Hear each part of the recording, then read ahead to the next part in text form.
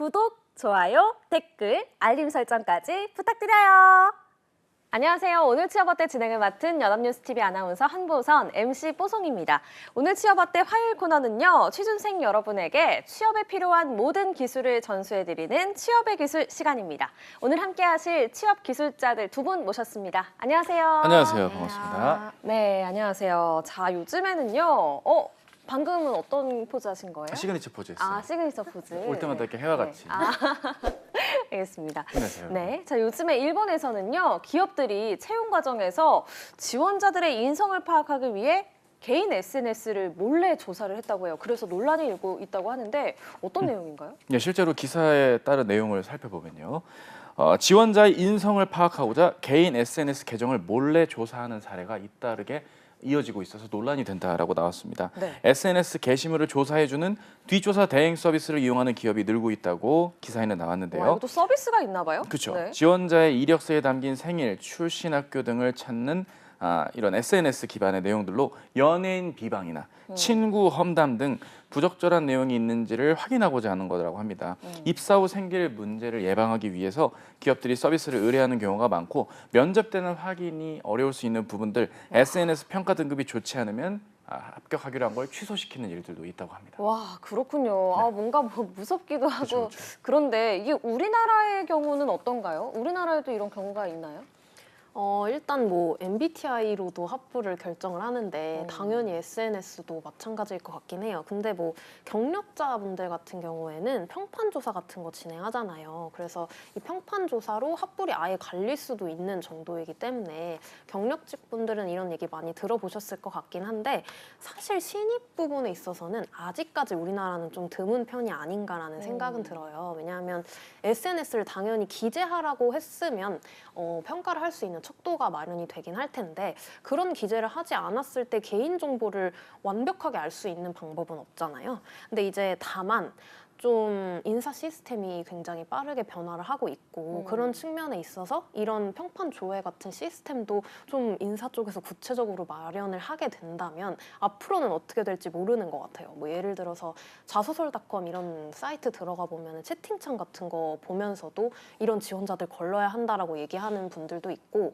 아니면 오픈 채팅방 같은 거 만들었을 때에도 막 이제 회사에 대해 안 좋은 얘기를 한다거나 혹은 회사에 대한 기밀을 뭐 얘기를 한다거나 이런 분들은 걸러내기도 하거든요. 그래서 신입분들도 이런 것들에 좀 해당이 될 수 있지 않을까라는 생각은 듭니다. 네, 차쌤이 보시기엔 우리나라에도 이런 비슷한 사례가 있었나요?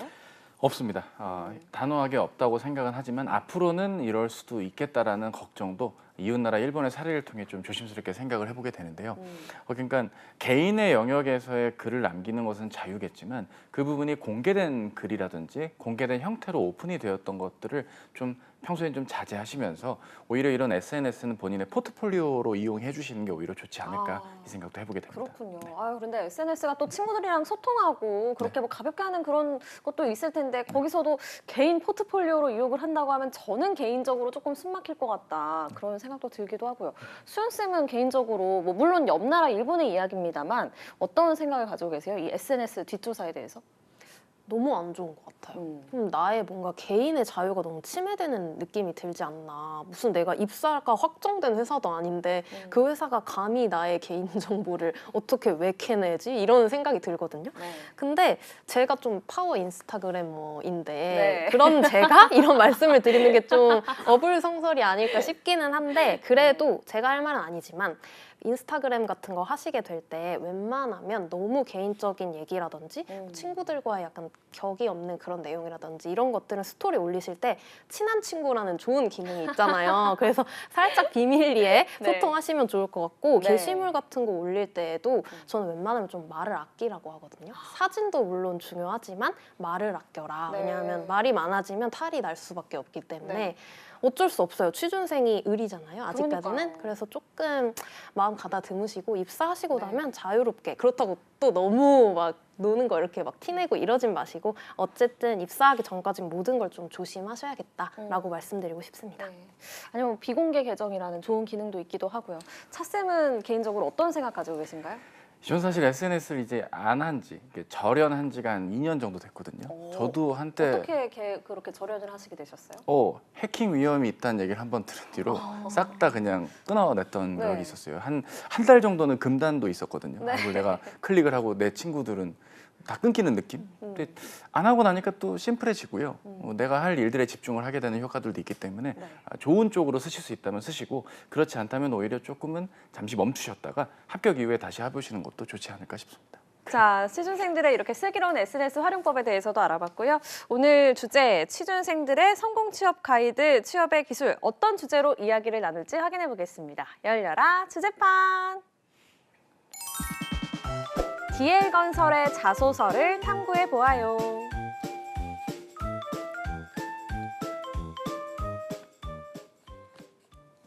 네, 오늘 취업 어때 화요일 코너 취업의 기술. 오늘은요, 월요일 코너죠. 스트리트 취업 파이터에 소개가 됐던 기업입니다. DL건설의 자소서 작성법을 알아보도록 할 텐데요.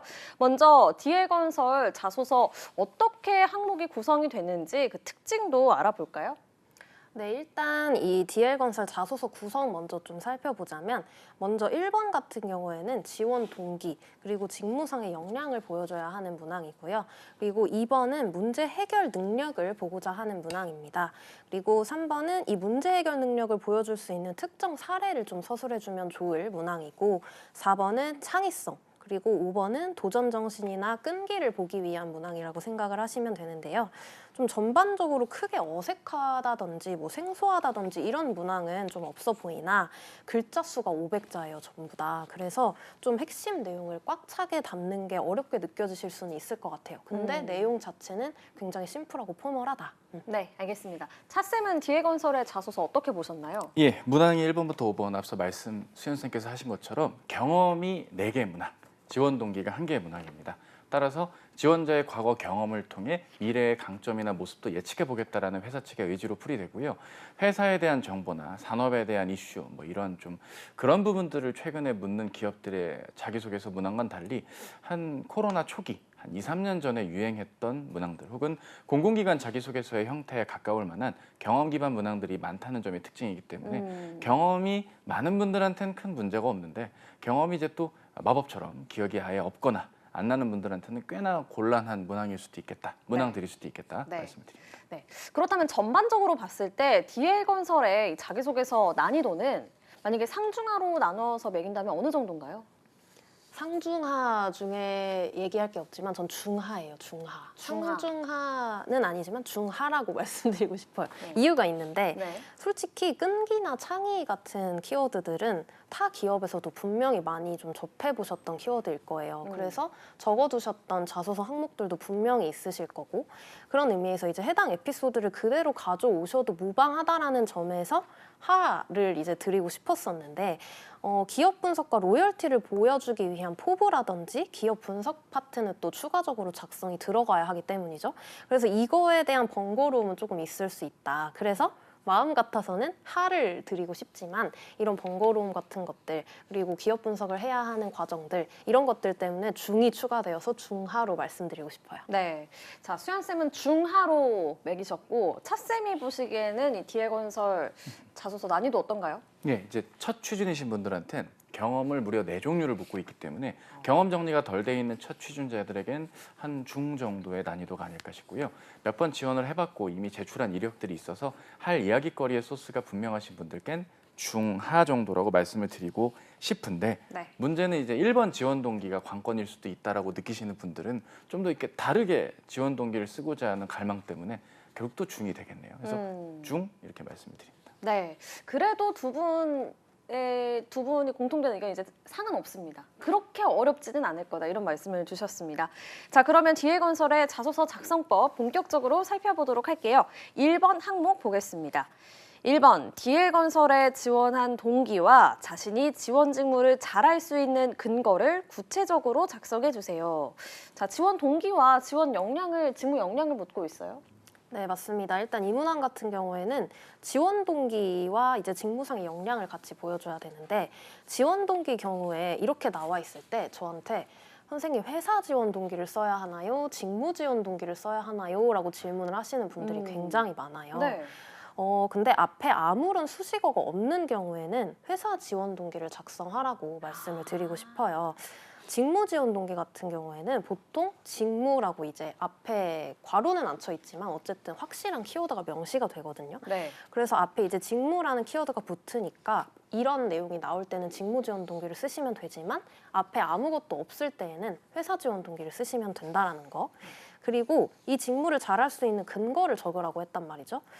직무 관련 전공을 배웠다, 뭐 땡땡의 자격증을 취득했다, 혹은 땡땡 인턴을 하면서 실무 역량을 길렀다와 같은 명확하게 지원하고자 하는 직무와 연결되는 배움 그리고 실제 경험들을 좀 같이 작성을 해주셔야 하는 문항이라고 말씀드리고 싶습니다. 네.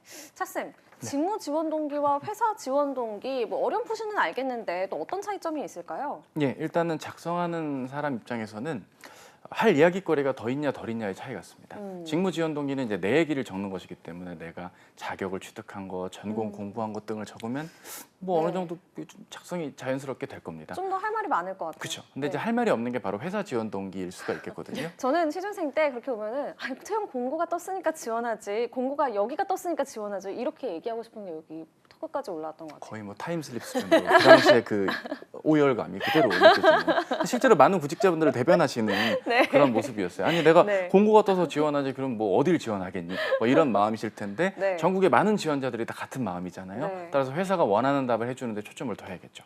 일단 회사를 선택하는 기준으로도 볼 수도 있고 산업군 전반에서 현재 그 회사가 차지하는 뭐 경쟁력이라든지 최근에 시그니처한 특징을 또 기재해보고 이런 모습에서 내가 기여할 수 있는 점을 찾았다고 할 수도 있는 것이고 다양한 형태로 쓸 수 있다 보니 어떤 게 좋을까 하는 고민이 이어지다 보니까 결국 마감 날짜가 다가오는 거겠죠. 그래서 이런 부분들은 직무 지원 동기 따로 회사 지원 동기를 따로 적는 것도 좋고 아니면 회사 지원 동기와 연결성 있게 내 직무 강점을 매칭 지어주는 쪽으로도 좋겠다.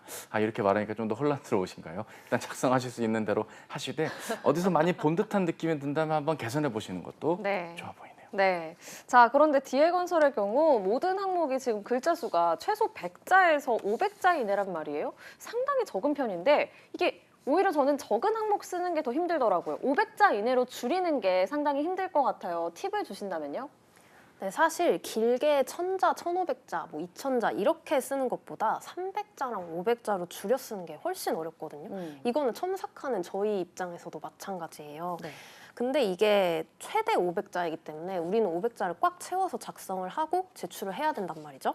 그런 의미에서 이제 요약을 해 나가는 과정 자체가 굉장히 중요할 텐데 회사 지원 동기 같은 경우에는 이 관심을 갖게 된 계기 그리고 그로 인해 지원을 해야겠다고 생각하게 된 배경 이 정도로만 2줄 정도로 작성을 해주시고 나머지를 이제 직무상의 역량으로 좀 풀어가시면 좋아요. 비중을 한 20대 80 정도로 생각을 해주시면 될 것 같고 직무상의 역량 파트에 대한 비중을 더 크게 가져가라는 말씀인데 먼저 이 직무 역량을 나열을 한 다음에 이 역량들을 기반으로 이 직무 담당자로서 내가 입사 후에 어떤 기여를 할 수 있을 것 같은지 이 부분을 마지막에 이제 작성을 해주시는 거죠. 사례 중심 에피소드 작성은 조금 힘들 것 같고 어떻게 보면 나열식으로 구성이 되어야 하지 않나라는 생각이 드는 것 같습니다. 네. 저도 500자로 글 줄이는 거 하나 개인적인 거지만 얘기를 좀 드리고 싶은데요. 네네. 일단 작성을 다 한 다음에 스마트폰에 녹음 버튼을 눌러서 본인이 작성한 거 한번 읽어보세요. 그리고 한 20분 정도 지난 후에 한번 들어보세요. 내가 왜 이런 걸 적었지 싶은 부분들이 한두 분 나오거든요. 그 부분 줄여주셔도 글자 수가 줄어들 거고요. 와. 그렇게 했는데도 글자 수가 안 줄여지면 뭔가 지금 너무 많은 얘기를 담고 있는 걸지도 모릅니다. 완전 꿀팁인데요? 그래요? 네. 좀 네. 느낌이 오셨나요? 네네네. 다행입니다. 지금도 당장 뭔가 취준생들이 바로 실행을 해볼 수가 있을 것 같습니다. 네. 회사 지원 동기에서 절대 쓰면 안 되는 말 만약에 있다면 어떤 게 있을까요?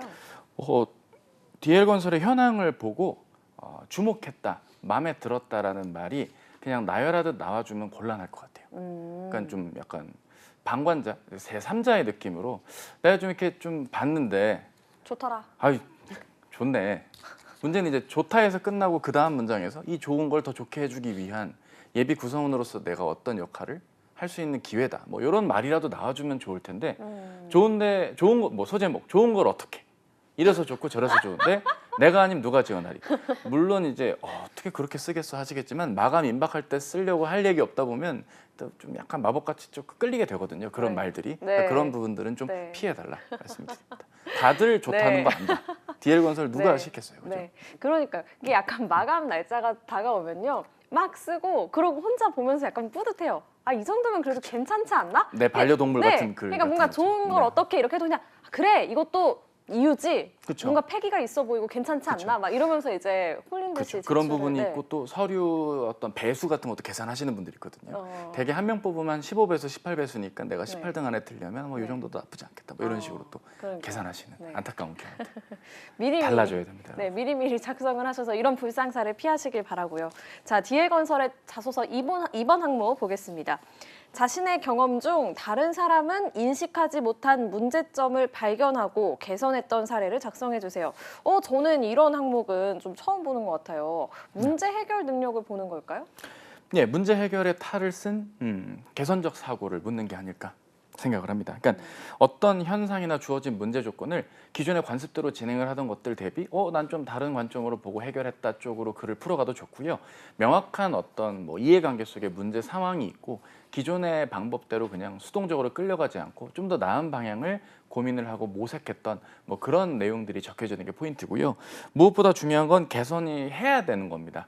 결과가 나와야 되는 건데 대부분 이런 문항을 작성하시는 분들이 자의적으로 질문을 해주실 때가 있거든요. 개선을 시도했는데 결과는 개선되지 않았는데 그것도 의미 있지 않을까요? 이런 부분들은 행여나 그게 서류가 통과돼도 면접 때 큰 덫이 될 겁니다.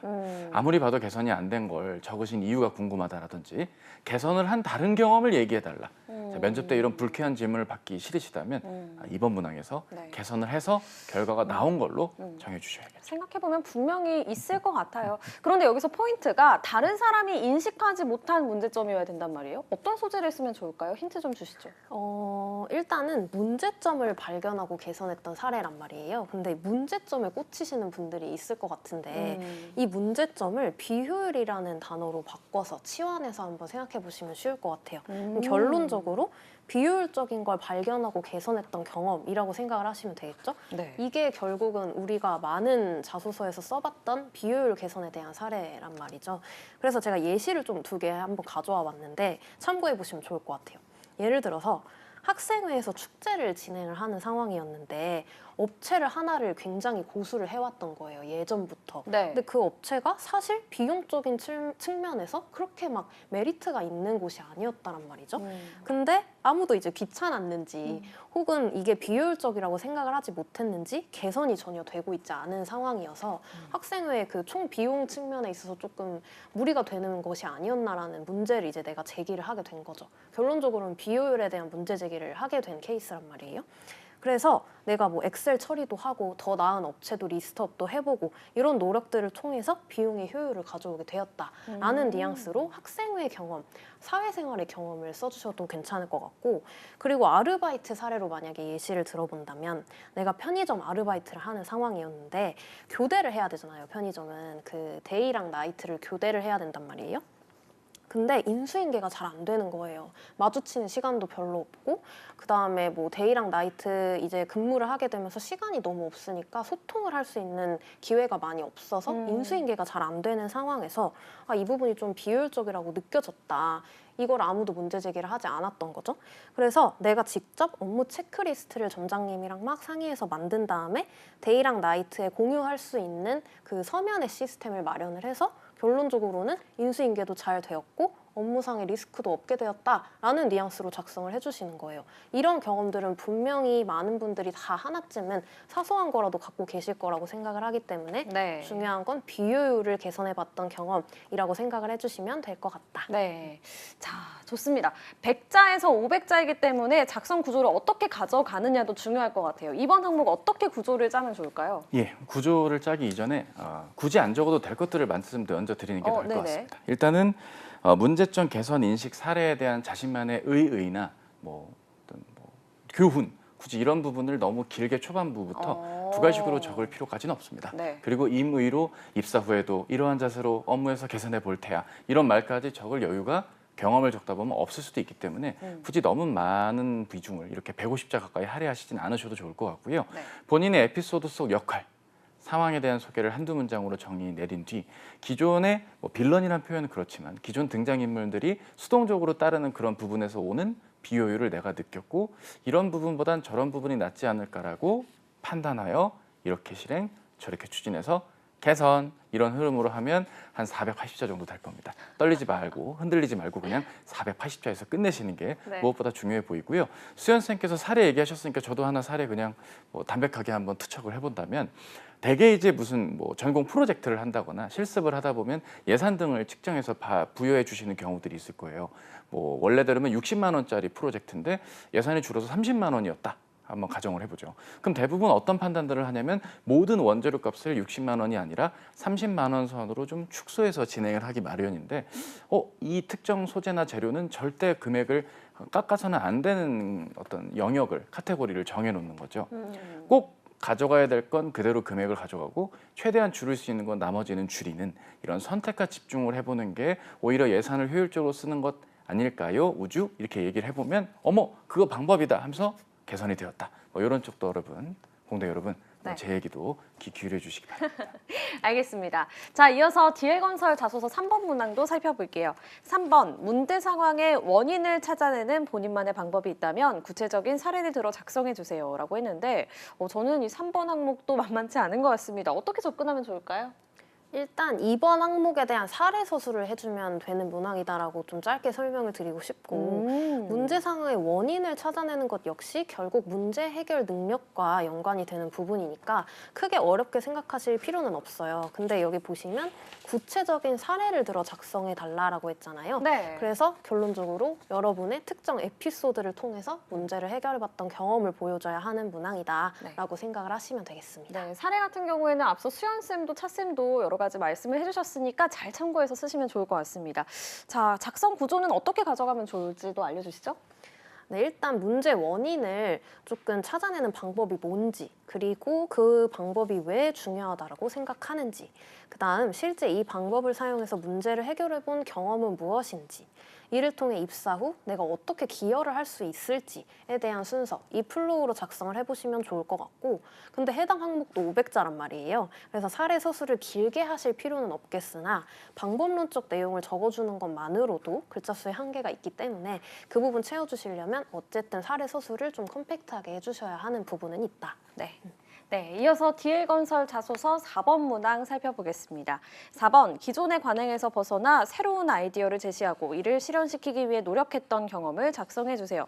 자, 이 항목은 어떤 걸 평가하기 위한 질문일까요? 예, 보다 더 나은 방법을 제시할 수 있는 대안적 사고가 있는지 혹은 창의적인 발상과 접근이 가능한지를 표면적으로는 묻곤 하는 문항입니다. 하지만 구직자 입장에서 봤을 때 여러분들이 가장 고민되시는 건 이게 지금 2번 문항이나 3번 문항이나 4번 문항이나 대체 뭐가 다르냐 이런 판단을 하실 확률이 매우 높습니다. 나는 주로 문제 상황이 생기면 전보다 더 나은 쪽으로 개선하는 생각만 하는 아이인데 2번에서 이걸 썼으면 3번에 뭘 써야 되고 4번은 대체 뭘 써야 되냐 뭐 이런 좀 어려움이 있으실 것 같은데요. 이 문항에서 포인트는 새로운 아이디어를 제시했고 실현시켰다라는 쪽에 포커스를 두는 게 무엇보다 중요합니다. 따라서 유사한 배경 상황의 프로젝트건 교외적인 활동이건 관계없이 이 문항에서 묻고자 하는 포인트에 맞게 글을 적어주시는 게 1차적으로 중요해 보이고요. 네. 당연히 실현을 시켰기 때문에 노력했던 경험이라 실현이 되면 좋을 텐데 이 문항에선 실현이 되지 않더라도 조금 낫지 않을까라는 강사 개인의 소견도 밝혀보는 부분입니다. 네. 자, 끝으로 5번 문항 살펴보겠습니다. 힘들고 어려운 문제가 발생하였음에도 포기하지 않고 임무를 완수한 경험을 작성해 주세요. 자, 이 항목을 통해서는 지원자의 어떤 점을 알고 싶은 걸까요? 네, 일단 포기하지 않고 임무를 완수했던 경험, 이거는 결론적으로 하나의 키워드로 말하면 끈기거든요. 그래서 DL건설에서 굉장히 중요하게 생각하는 가치 중에 하나가 아닌가라고 생각이 들고, 이 항목은 경험을 작성하라고 아예 명시를 해준 만큼 사례 서술 형식의 문항으로 구성을 하셔야 되고요. 입사 후에 이제 어려운 일이 닥쳤을 때 이 사람이 끈기 있고 정성스럽게 문제를 해결해 나가고 회사의 위기 극복에 동참할 수 있는지에 대한 스탠스를 보기 위한 문항이 아닐까 싶습니다. 네. 자, 이 5번 항목 작성할 때 유의해야 할 점 뭐가 있을까요? 예, 뭐 지극히 개인적인 경험은 좀 자제해 주는 게 필요하겠죠. 주로 이제 뭐 반수나 편입 뭐 이런 경험들. 이 지금 문항에서 원하는 임무를 완수했다는 건 단체 활동 속의 에피소드를 더 요구하기 때문에 제가 학교를 다니면서 편입은 쉽지 않았지만 이 부분을 어떻게 극복해야 될까 고민이었어요. 뭐 이런 식의 내용들이 나온다면 지극히 개인적인 영역이기 때문에 이 부분을 해결하는 게 쉽지는 않을 것이다. 이 부분으로서 좀 말씀을 드리고 싶고요. 네. 또 하나는 이제 자소서상으로는 내가 이 경험이면 나쁘지 않겠다 싶은 경험들도 일부 있으실 수 있지만 면접된 본인 경험이 조금 지엽적이거나 판단이 글만 봐도 판단이 되기 때문에 면접 때 다른 경험 없냐고 물어볼 수도 있습니다. 따라서 작성하신 다음에 주변 분들이나 본인이 녹음하고 들어보시면서 이게 너무 뻔한 전개는 아니었나도 한번 생각해 보시기 바랍니다. 네. 자, 지금까지 DL건설의 자기소개서 작성법을 알아봤습니다. 세 줄 정리해 볼게요. 먼저 수연쌤부터 해주시죠. 네, 먼저 500자이기 때문에 무자비한 사례 서술은 불가능할 것이다. 요약이 필수다. 그리고 두 번째로는 지원 동기라고 적혀져 있으면 보통은 회사 지원 동기이다. 그리고 세 번째로 내용을 다 마무리하면 앞 내용에 기반해서 입사 후 나는 어떤 기여를 할 수 있을지에 대한 부분으로 마무리를 해주자입니다. 네, 차쌤도 세 줄 정리해 주시죠. 예. 아무리 경험 문항들이 많아도 지원 동기를 묻는 1번 문항이 어쩌면 제일 중요할지도 모릅니다. 차별화된 글 작성이 무엇보다 필요해 보이고요.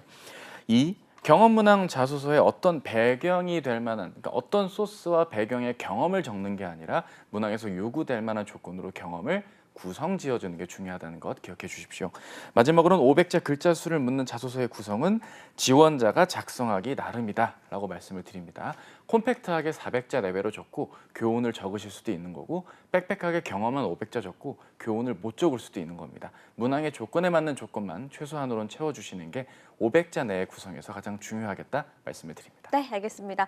취업의 마지막 퍼즐을 맞춰드리는 오늘 취업 어때? 벌써 마무리할 시간입니다.